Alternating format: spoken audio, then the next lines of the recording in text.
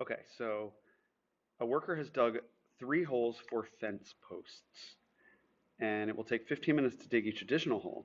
Your friend writes the rule T equals 15n plus 3 for the time T in minutes required to dig n additional holes.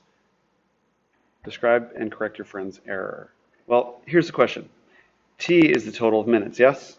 So that makes sense that we would have that as our variable on the left-hand side, right? We're saying this is the dependent variable. T, the total amount of time it takes, depends on the number of holes that you need to dig, the number of additional holes that you need to dig, and how much time does it take for each one? It takes 15 minutes for each one. This is the equation for the number of minutes it will take to dig those n additional holes. What they've done here, and the error, is to say, I'm going to add 3 on because we already dug 3, so that's included. But the variable that we have over here is not the number of holes that are dug or the whatever. It is the amount of time. So adding 3 on suggests that those first 3 posts took 3 minutes. Okay, and anyway, what they're saying is we're just trying to find out the time T in minutes required to dig the additional holes, not the ones that were already done.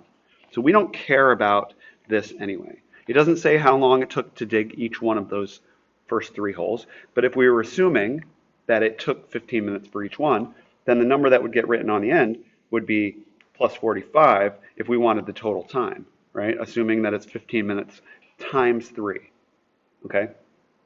For the total time for all of the holes. But that's not what they're asking for. They're not asking for how much time for all of them. It's just for the additional ones after those first 3. Okay, so we don't need to concern ourselves with what, with those first 3, and they don't need to be included. All we need to do is we need to say the number of additional ones that we're going to dig is n, and since it takes us 15 minutes for each one, we multiply those however many holes by 15 minutes to find the total time for the additional holes, not the total number of holes altogether, because we're leaving out those first 3 holes that were dug.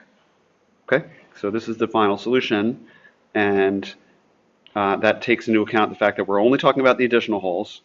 And anyway, this plus 3, those are the number of posts already dug, and that's not the same as time. It's just different variables, different things. So we can't say plus 3 poles, because that's saying really what you're adding 3 on there. You're saying 3 or more minutes, and that's not what you mean to put if you put plus 3. So anyway, since we're only talking about the additional holes, it's just 15 times the number of additional holes we're digging to get the time for those additional